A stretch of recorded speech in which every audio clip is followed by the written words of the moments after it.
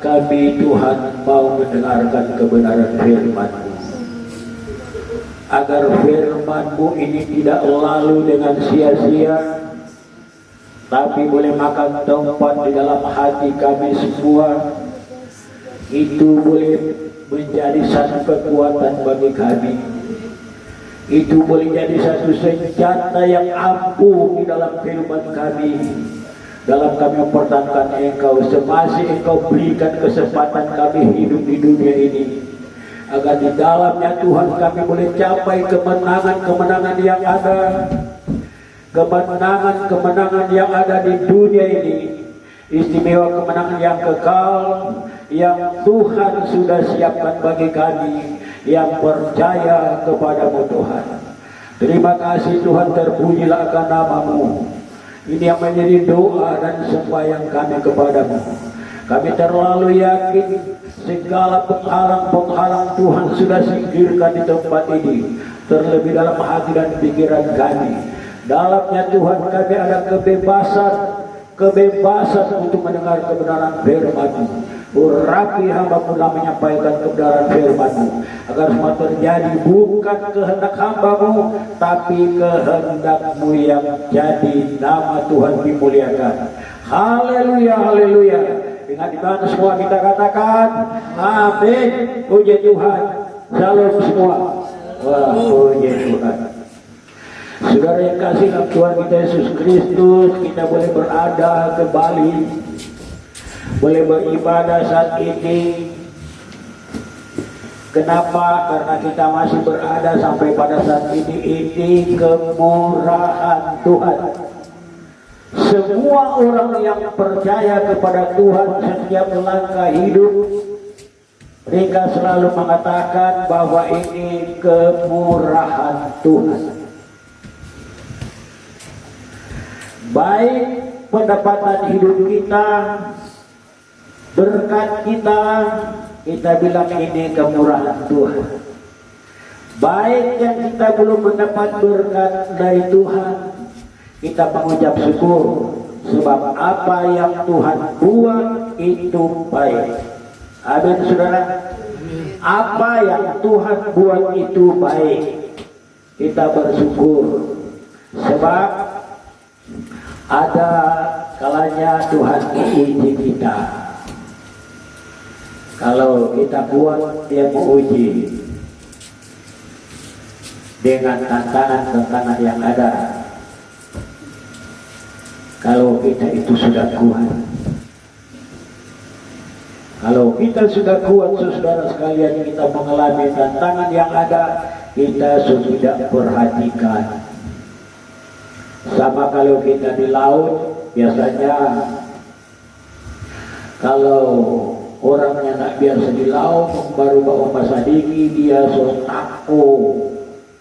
Tapi kalau orang kurang balik di laut, seselatan puji dia, sudah tak takut itu dia. Karena dia tahu ini bisa celaka dan ini tidak seperti itu. Jadi begitu dengan kita, tangan-tangan yang kita hadapi dan sekali ujian bagi kita. Kalau sudah selesai, ada lebih hebat kita, sudah tak pusing, iman kita sudah kuat. Di dalam Tuhan ada kemenangan yang luar biasa bagi kita yang percaya kepada Tuhan. Sebagaimana Dia katakan di dalam Yohanes itu, Dia berkata, apabila engkau ada di dalam aku dalam engkau, kuatlah kita. Itulah kita di dalam Tuhan. Jadi sekarang kita mau dengar firman Tuhan.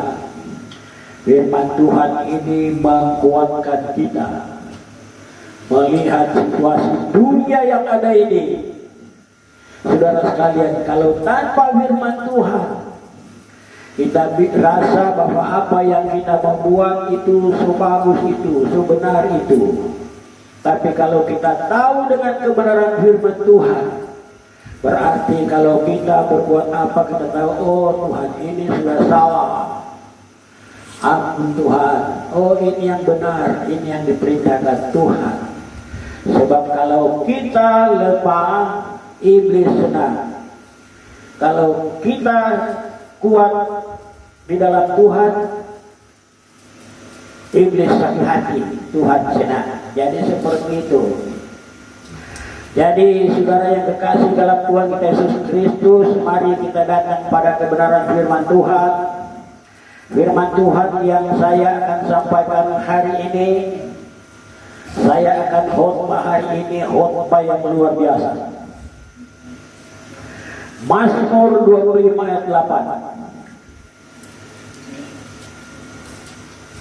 Sebab kadang orang mau khotbah begini. Kalau saya lihat di YouTube ini khotbah dari pendeta-pendeta, khotbah saya juga agak lain. Mazmur 25 ayat 8. Dia berkata begini, Tuhan itu baik dan benar, sebab itu ia menunjukkan jalan kepada orang yang sesat. Tuhan itu baik, dia berkata, dan benar, sebab itu ia menunjukkan jalan kepada orang yang sesat. Kepada orang yang sesat, sehilang jalan, dia kasih tunjuk. Amin saudara. Sebab Tuhan itu baik. Orang sedang berdaya, dia kasih tunjuk yang digerakkan oleh Roh Kudus. Dan Tuhan pakai saudara sekalian kepada siapa yang memberitahukan dengan jelas adalah dalam Alkitab itu adalah imam. Kita lihat dalam Maliaki 2 ayat 7. Maliaki 2 ayat 7 dia berkata, sebab bibir seorang imam memelihara pengetahuan, dan orang mencari pengajaran dari mulutnya, sebab dialah utusan Tuhan semesta alam. Jadi seorang imam di sini, kalau saya belajar terus cari kebenarannya, adalah saudara sekalian, yaitu para nabi-nabi, dan kalau sekarang ini para pendeta-pendeta atau para hamba Tuhan. Saudara sekalian, bibir seorang imam memelihara pengetahuan, dan orang mencari pengajaran dari mulutnya, sebab dialah utusan Tuhan semesta alam. Banyak mau lakukan ini saudara. Kalau saya ingat ada satu ibu yang datang, saudara sekalian, dia tersesat. Dia datang bertanya kepada saya, bagaimana dengan penglihatan dia, sebab dia gelisah selama dia belum mengetahui. Dia katakan sudah berapa pendeta dia tanyakan, tapi jawab mereka tidak memuaskan bagi dia. Dia menanyakan tentang penglihatan dia, saudara. Setelah saya memberitahukan tentang penglihatan dia, saudara, pada saat itu terus dia mengguling-guling di lantai, terus dia menangis, berteriak kepada Tuhan. Dan orang tersebut adalah orang di luar golongan kita, saudara sekalian. Terus dia berteriak, berguling-guling, minta tolong, minta ampun kepada Tuhan. Sesudah daripada itu, dia bangun dan dia bertanya, lantas bagaimana dengan saya sekarang ini? Kung bagaimana saya? Selain kamu bertobat ikut Yesus. Dan dia orang golongan lain dari kita. Lalu dia katakan, kau mau kemana kita ini dia? Saya bilang, selain datang ke gereja berdoa kepada Tuhan. Gereja mana yang kita mesti pilih? Kita bilang itu terserah Anda. Saya tidak bilang datang di gereja sini. Jangan nanti muncul cerita bahwa saya yang panggil, karena dia golongan lain, orang luar dari kita. Terserah. Saudara sekalian, setelah demikian dia terus menyatakan diri bahwa tidak lain dia datang bersama-sama dengan gereja kita. itu dia terus datang beribadah, tetapi masih dia berbahasa bunyi. Tapi puji Tuhan, telah keluarga dia mengetahui ada juga kekacauan sedikit, tapi terus selesai. Dari saat itu dia terus datang kepada Tuhan, beribadah kepada Tuhan. Jadi saudara sekalian, itu sebabnya dalam ayat kedua 7 dia berkata, sebab bibir seorang imam memelihara pengetahuan dan orang mencari pengajaran dari mulutnya, sebab dialah utusan Tuhan semesta alam. Tetapi saudara sekalian, banyakkah orang yang mau datang bertanya? Banyakkah saudara sekalian orang mau datang bertanya? Para pendeta yang ada di dalam kesulitan dan sebagainya, sangat sedikit saudara. Sangat sedikit orang yang mau datang bertanya, mengapa saya ini, kenapa saya harus begini. Saya datang mau bertanya, kenapa saya harus begini, kenapa saya harus alami seperti ini. Kadang jarang saudara. Tetapi bagi orang yang mau menantang, tidak mau mengakui, tidak mau mendengar, itu banyak jumlahnya, tidak terhitung bilangannya saudara. Amin saudara. Banyak sekali orang yang tidak mau mengakui, tidak mau menghargakan kebaikan Tuhan itu. Banyak sekali. Kita lihat terus saudara sekalian dalam Yeremia 18 ayat 18. Yeremia 18 ayat 18. Berkatalah mereka, marilah kita mengadakan persepakatan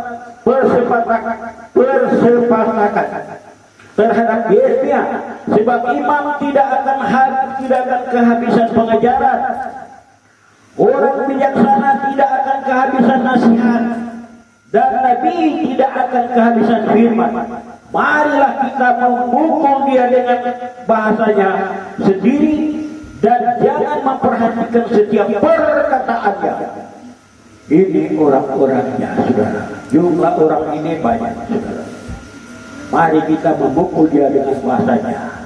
Artinya kalau sekarang mungkin mari kita kata pada dia, baru jangan dengar apa dia punya perkataan. Seperti itu. Jadi setelah kita melihat dengan dunia yang ada ini, jumlah yang paling besar yang tidak terhitung saudara sekalian adalah orang-orang seperti ini. Tetapi saudara sekalian, dalam kita tidak seperti itu. Hanya kita lihat keluar seperti itu saudara, dari kasih Tuhan kita Yesus Kristus.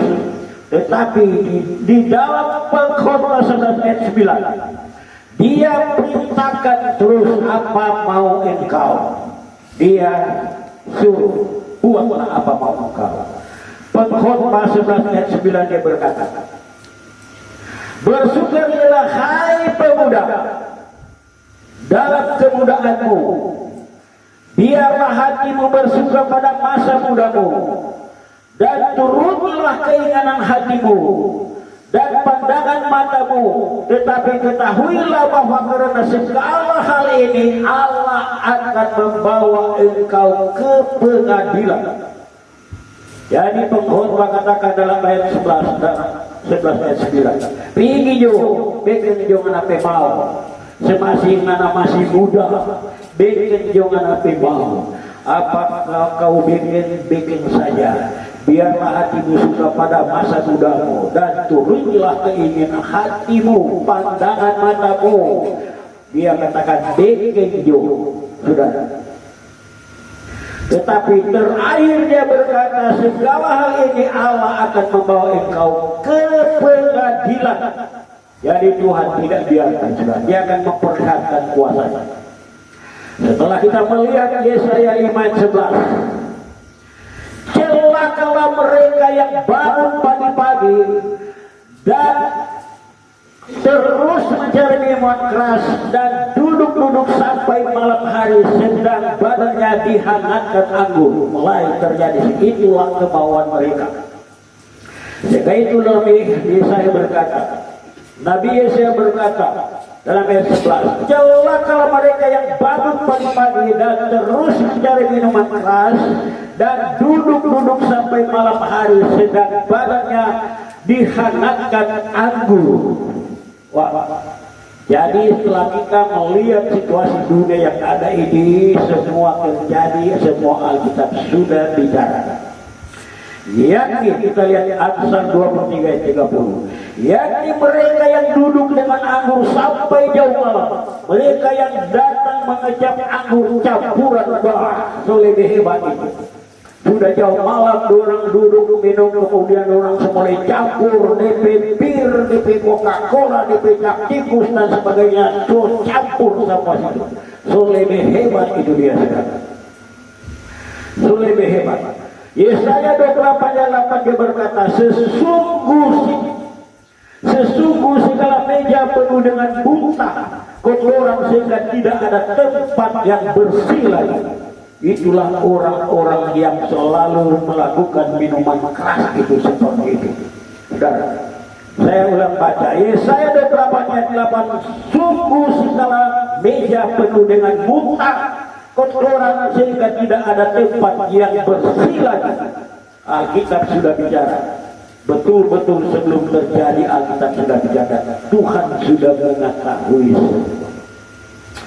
Kita lihat di Roma 2:8. Tetapi oleh kekerasan hatimu yang tidak mau bertobat, engkau menimbun murka atas dirimu sendiri pada hari waktu mana murka dan hukuman Allah yang adil akan dinyatakan. Wah, luar biasa. Allah tidak akan diam sekarang. Saudara sekali lagi. Tetapi oleh kekerasan hatimu yang tidak mau bertobat, engkau menimbulkan murka. Allah bicara, engkau menimbulkan amarah Tuhan terhadap dirimu sendiri pada hari waktu mana murka dan hukuman Allah yang adil akan dinyatakan. Kita lihat saudara sekalian Mazmur 146 ayat 4.